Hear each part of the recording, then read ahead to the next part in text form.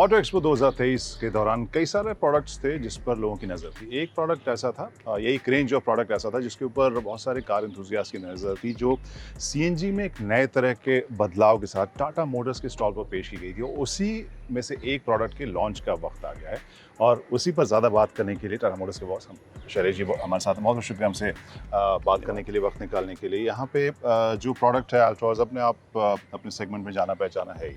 यहाँ पे सीएनजी के साथ आपने क्या नया एक्सपेरिमेंट किया है जिसको लेकर आप इतने कॉन्फिडेंट नज़र आ रहे हैं, जो हमारी बातचीत हुई?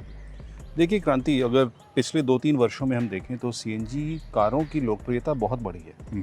उसके 2-3 कारण हैं। पहला कि पहले बहुत लिमिटेड मॉडल्स हुआ करती थी, आफ्टर मार्केट फिटमेंट हुआ करती थी। अब फैक्ट्री फिटेड गाड़ियाँ आ रही हैं और करीब 17 मॉडल लॉन्च हो चुके हैं मार्केट में। दूसरा, हमने देखा है कि जो सीएनजी नेटवर्क का विस्तार हो रहा है स्टेशनों का, वो भी काफ़ी तेज़ी से हुआ है। अगर 2-3 साल पहले देखें तो 2000 स्टेशन हुआ करती थी पूरी कंट्री में। आज के दिन में करीब 5,500 से ज़्यादा स्टेशन है और 10,000 स्टेशन अगले 3-4 वर्षों में हम सोच सकते आएंगे। तो सीएनजी कारों का विस्तार बढ़ रहा है, लेकिन सबसे बड़ी प्रॉब्लम क्या थी कि ये बहुत ही कॉम्प्रोमाइज व्हीकल हुआ करती थी। तो आप बहुत समझौता करते थे इसमें, परफॉर्मेंस पे समझौता करते थे, फीचर्स पे समझौता करते थे, और सबसे बड़ा समझौता जो होता था वो बूट स्पेस का है। तो ये तीनों समझौते को हमने सोचा, टाटा मोटर्स ने जब सीएनजी में अपना एंट्री की जनवरी 2022 में, तो हमारा उद्देश्य ये था कि ये सारे कॉम्प्रोमाइज़ेस को हम हटा दें। तो पहले टियागो टिगोर में तो हमने परफॉर्मेंस और फीचर पे पहले फोकस किया। अल्ट्रॉज में हमने सारे जो समझौते थे उनको दूर कर दिया, और सबसे बड़ा समझौता जो बूट स्पेस है, जो इसमें पूरा बूट स्पेस आप रिक्लेम कर लेते हैं, वो हमारा इस मेन फोकस था इस प्रोडक्ट को लॉन्च करने का। और जैसा आपने भी बताया, ऑटो एक्सपो में जब हमने दिखाया था तो इस पर काफ़ी अच्छा रिएक्शन आया था कस्टमर्स का। तो हमें पूरी उम्मीद है कि जैसे ग्राहकों को इसका अवेयरनेस बढ़ेगा, ये मार्केट में अच्छा करेगी। मार्केट किस तरह से देख रहे हैं आप सीएनजी वाला? क्योंकि हाल फिलहाल में जो प्राइसिंग है हमने सीएनजी की वो बढ़ते हुए देखी। बहुत सारे लोग उसके बारे में कई सारे दे आर थिंकिंग कि हाँ, क्या डिसीजन दिया जाए नहीं दिया जाए। How do you see that price thing playing with CNG market? देखिए, जो हम लोगों ने ग्राहकों का जो रुझान देखा है, जब सीएनजी प्राइसेस बढ़ रही थी, 10 रुपये ज़्यादा बढ़ गई थी वो पर केजी, कस्टमर्स जो हैं और ग्राहक वो लॉन्गर टर्म व्यू देख रहे हैं, फुल ओनरशिप पीरियड देख रहे हैं। उन्हें समझ में आता है कि ये उतार चढ़ाव जो जैसे पेट्रोल प्राइसेस में आती हैं वैसे सीएनजी में भी आती रहेंगी, बट उसे तब भी पता है कि इसमें मुझे ऑपरेटिंग कॉस्ट का फ़ायदा होने वाला है। तो एक तो ग्राहक उस तरीके से देख रहा है। दूसरा, चूँकि सीएनजी इको फ्रेंडली टेक्नोलॉजी है और गवर्नमेंट का थ्रस्ट है इलेक्ट्रिक और जितनी एनवायरमेंटली फ्रेंडली टेक्नोलॉजी है उनको प्रमोट करना, तो वो हमने देख लिया। जैसे किरीट पारिक की रिपोर्ट में भी आया सीएनजी प्राइसेस को नीचे करने का, और वो हमने देखा 10 रुपये कम हो गया। तो लॉन्ग टर्म अगर देखें तो आज के दिन में सीएनजी की पेनिट्रेशन करीब 10% होगी, और शेयर अगर मैं बोलूँ वो मैं क्लियरली देखता हूँ कि इस दशक के अंत तक वो करीब 25% हो जानी चाहिए। जैसे नेटवर्क का भी विस्तार हो रहा है, आज जैसे मैंने बोला 5,500 है, 10,000 के ऊपर हो जाना चाहिए अगले 3-4 वर्षों में। तो जैसे जैसे विस्तार होता रहेगा, मुझे लगता है कि सीएनजी कारों की जो लोकप्रियता है वो और बढ़ती जाएगी। इसमें गवर्नमेंट का काफ़ी, ये ऐसा इलाका है I guess, just like electric cars में तो ऑब्वियसली बहुत प्राइवेट प्लेयर्स भी हैं, लेकिन सीएनजी में गवर्नमेंट का रोल बहुत ज़्यादा है। बहुत ज़्यादा है। एक तो उनका क्या अभी तक गवर्नमेंट की तरफ से क्या आपको ब्लूप्रिंट मिल रहा है कि सीएनजी को लेकर उनके कैसे प्लान्स हैं, उसमें कुछ तब्दीली की ज़रूरत है नहीं है? तो देखिए, दो महत्वपूर्ण बातें होंगी इसमें। एक तो जो मेन कारण है ग्राहकों को सीएनजी कार की तरफ रुझान होने का, वो है ऑपरेटिंग कॉस्ट। तो एक संतुलित प्राइस डिफरेंस अगर गवर्नमेंट रखेगी सीएनजी प्राइसेस और पेट्रोल प्राइसेस में, तो वो जो वैल्यू प्रोपोजिशन है वो इंटैक्ट रहेगा। दूसरा है सीजीडी नेटवर्क। वो जैसे जैसे इसका विस्तार होता जाएगा पूरी कंट्री में, और पॉपुलैरिटी बढ़ती जाएगी। तो मुझे लगता है ये दोनों डायरेक्शन जो है वो क्लियरली हम देख रहे हैं मार्केट में, और मुझे लगता है इसलिए भविष्य जो है सीएनजी कारों की अच्छी है। इसमें एक सवाल जो शुरू में मैं पूछना चाह रहा था, वो जो टैंक के डिज़ाइन में जो आपने बदलाव किया है, वो आइडिया कैसे आया, क्या है कहानी उसके पीछे? इसके पीछे कहानी इलेक्ट्रिक की है एक्चुअली। ओके। तो जब पहले अगर आपसे मैंने पहले भी इंटरव्यू में बात किया था generation 1, generation 2, generation 3 Right. EVs. Generation 2 EVs में हमने करंट आइस व्हीकल की जो आर्किटेक्चर्स थी उसके पूरे फ्लोर पे को मॉडिफाई किया ताकि मैं ज़्यादा बैटरी दे पाऊँ। उसी डिस्कशन के दौरान हमने सोचा कि जब ये कर रहे हैं तो सारे पावर ट्रेन्स को हम क्यों नहीं देखें। तो सीएनजी में भी ये आइडिया है कि हम एक बड़ा सिलेंडर क्यों लगाते हैं, छोटे छोटे सिलेंडर क्यों नहीं लगा सकते।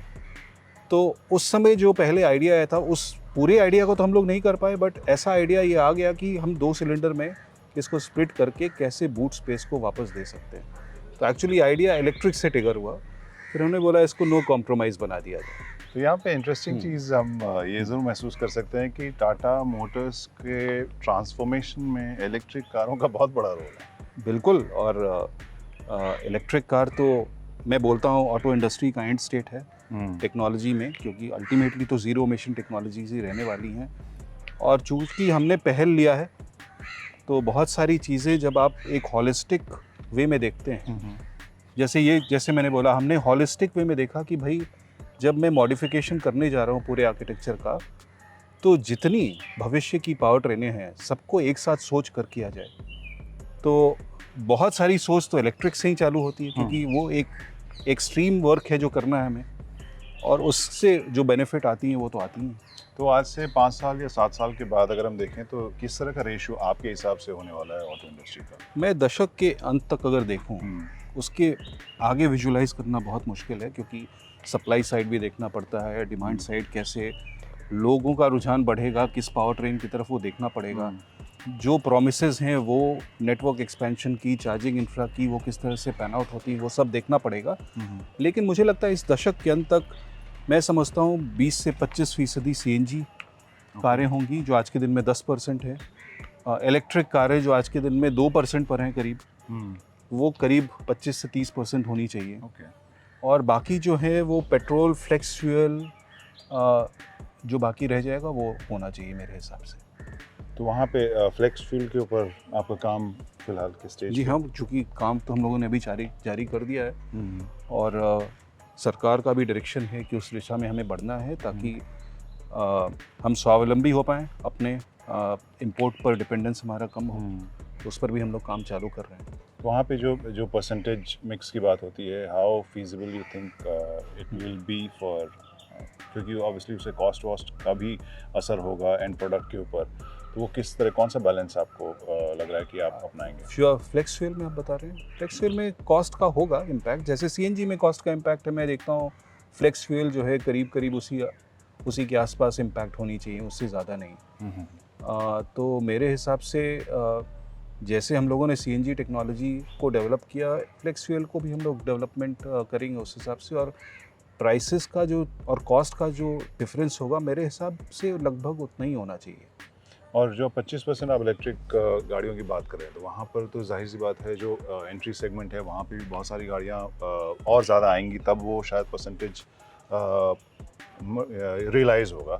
वहाँ पे हाल में एक प्रोडक्ट आया जो कि टियागो से थोड़े कम कीमत में ईवी में आया है। वहाँ उस सेगमेंट में अब आपको लग रहा है कि अब टाइम आ गया है कि जब आप अपनी नेक्स्ट छोटी ईवी, क्योंकि लास्ट टाइम जो डिस्कशन हुआ था उसमें आपने कहा था कि टियागो ईवी से नीचे प्राइस ले जाना बहुत बड़ा चैलेंज है। Are you ready now? देखिए, मैं सबसे पहले ये ट्रेंड को समझना ज़रूरी है कि एवरेज सेलिंग प्राइसेस जो हैं कार्स की वो बढ़ती जा रही हैं। अगर 10 साल पहले देखें तो ये करीब 4-5 लाख हुआ करती थी, या अगर मीडियन प्राइस देखें तो 4-5 लाख थी, उसके बाद 7.5 लाख हुई। आज के दिन में मीडियन प्राइसेस 10 लाख है। आगे वाले वर्षों में ये मीडियन प्राइस और बढ़ने वाली है। तो ऐसा नहीं है कि एंट्री सेगमेंट की तरफ लोग जा रहे हैं। बहुत सारे अपग्रेडर्स हैं मार्केट में जिनके पास एक पुरानी कार है एक्सचेंज करने के लिए। तो बहुत ऐसा भी रुझान हम देख रहे हैं कि महंगी गाड़ियों की तरफ लोग ज़्यादा जा रहे हैं। तो इसलिए इलेक्ट्रिक व्हीकल के लिए बहुत बड़ी अपॉर्चुनिटी है, क्योंकि देखिए छोटी कार में अभी जाना आज से 6 साल बाद अगर पूछे तो इस सवाल का जवाब कुछ और होगा। पर आज के दिन में अगर आप पूछें तो कस्टमर को मिनिमम रेंज जो एक इलेक्ट्रिक कार में चाहिए, रियल रेंज, वो 200-220 के ऊपर चाहिए किलोमीटर। अगर आप वो नहीं दे पाएंगे तो वो कार को सक्सेसफुल होना बहुत कम हो जाएगा, कि लिमिटेशंस बहुत हो जाएंगी एक कस्टमर की। तो वो जो है, जब बैटरी प्राइसेस उस लेवल पर आ जाएं, ताकि आप एक छोटे से कार में उतनी रेंज दे पाएँ, उतनी बैटरी दे पाएँ, उस समय मैं सोचता हूँ कि उसकी वायबिलिटी आएगी।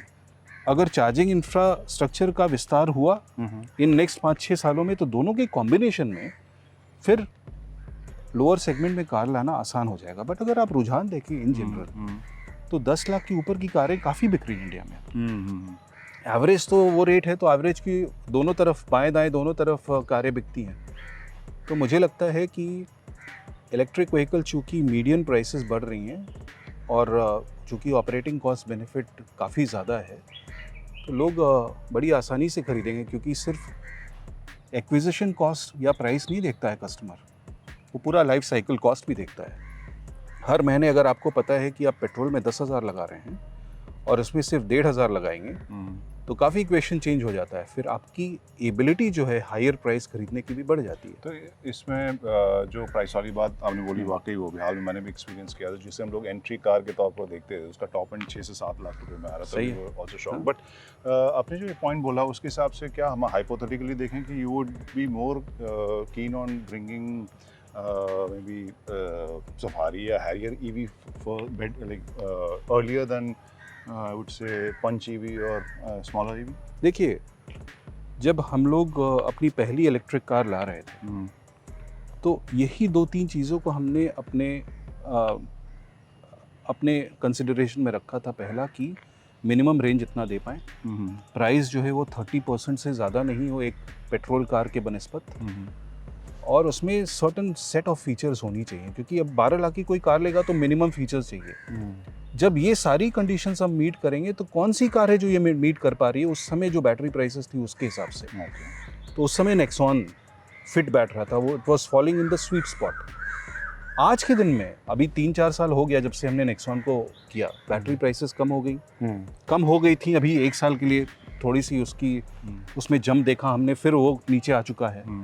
तो अब हमने देखा कि दोनों तरफ बढ़ना आसान है। दोनों तरफ मैं जब बोल रहा हूँ, लोअर सेगमेंट में आना, क्योंकि मैं टियागो जैसी कार में इसलिए बाद में लाया, क्योंकि बैटरी प्राइसेस जब आ गई नीचे, जब नेक्सॉन के स्केल से मुझे उस पर भी बेनिफिट मिला क्योंकि कॉमन पार्ट्स थे, जब हमारा लोकलाइजेशन हो गया तो ये वायबिलिटी बढ़ गई इसकी, तो मैंने इधर भी लाया लोअर साइड में। बट अपर साइड में जहाँ आपको ज़्यादा रेंज देना है, क्योंकि जब आप हैरियर लेंगे तो उसमें आपकी एक्सपेक्टेशन होगी कि भाई आप लॉन्ग ड्राइव पे जाएंगे, तो ज़्यादा रेंज देना पड़ेगा, तो उसके लिए बैटरी ज़्यादा लगेगी, तो फिर आपका कॉस्ट बढ़ सकता है। तो उसमें बैटरी प्राइस एक सर्टेन लेवल पर होनी चाहिए। उसमें ये ज़रूर बेनिफिट है कि ड्यूटी का काफ़ी बेनिफिट आ जाता है 50% वर्सेस। तो नेक्सॉन के स्वीट स्पॉट से हम लोग लोअर साइड और अपर साइड दोनों तरफ जा रहे हैं। तो अपना विस्तार जो है सेंटर से लेकर राइट और लेफ्ट दोनों मूव कर रहे हैं। तो कब देखेंगे हम टियागो से भी छोटी वाली? टियागो से छोटी ईवी के बारे में तो अभी मैं कुछ नहीं बता सकता हूँ, क्योंकि आज के दिन में तो हमारी एंट्री कार वही है, और जैसे जैसे मार्केट इवॉल्व होगा हम लोग इवोल्यूशन को फॉलो करते जा रहे हैं। एक सवाल जो बहुत बार आ रहा है, वो आई गेस आपके पास ही पहुँच ही रहा होगा, कि क्या नैनो को वापस आप इलेक्ट्रिक अवतार में सोच रहे हैं या सोचना चाहिए आपको? देखिए, मैं जैसा बोल रहा हूँ कि हम लोग हमेशा ट्रेंड देखते हैं मार्केट की, और अगर ट्रेंड जो है सर्टन सेगमेंट्स की तरफ मूव कर रही है जहाँ पर की ग्रोथ ज़्यादा है और जो साइज़ में बढ़ने वाली हैं, हमारा हमेशा मकसद रहा है उन्हीं सेगमेंट्स को सर्व करना, और वो हमारा फ्यूचर प्लान में वो आपको क्लियरली दर्शित होगा। और ज़्यादा से ज़्यादा प्रोडक्ट्स जो मैं फ्यूचर में लाने वाला हूँ वो ऑलरेडी मैं ऑटो एक्सपो में दिखा चुका हूँ। कुछ प्रोडक्ट को सीक्रेट रखना पड़ता है, वो हम लोग सीक्रेट रखे हैं, बट कोई स्पेसिफिक नाम मैं नहीं लेना चाहता हूँ इन प्रोडक्ट्स में। और सियरा ईवी के बारे में कोई अपडेट? सियरा ईवी के बारे में अपडेट यही है कि 2025 में हमने प्रॉमिस किया था ऑटो एक्सपो में, और 2025 में हम लाएंगे। सबसे पहले वो इलेक्ट्रिक के अवतार में आएगी, और कुछ महीने बाद समझ लीजिए पेट्रोल और आइस में आएंगी। चलिए, बहुत बहुत शुक्रिया सर, गुड लक इस नए प्रोडक्ट के लिए। बहुत सारे सवालों के आपने एक तो में हमारा समझ बढ़ाई हमारी, कुछ सवालों के जवाब एज यूजुअल इन्होंने नहीं दिए और कुछ के दिए। सो इन केस और भी सवाल हैं तो आप भेजिए, और ट्रेंड बनाइए, जैसा कि सर कह रहे हैं ट्रेंड बनाएंगे तो फिर प्रोडक्ट भी आएंगे। सही, thank you so much. Thank you so much.